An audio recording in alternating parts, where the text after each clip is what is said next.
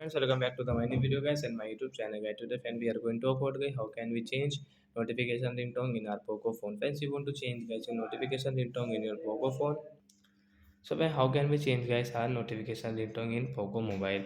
So what will we have to do guys? First of all guys, we will on our phone setting to change notification ringtone and guys scroll it.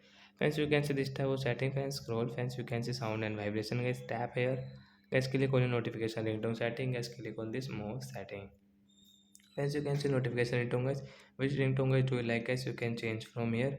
So we will change into guys this bottle ringtone guys. Tap here and again tap, and guys you can see guys this ringtone will change your notification ringtone change into bottle. So like that guys we can change guys our notification ringtone in Poco phone guys. So that's it guys, thanks for watching the video guys, we will meet on next video. Bye friends, thanks for watching the video guys.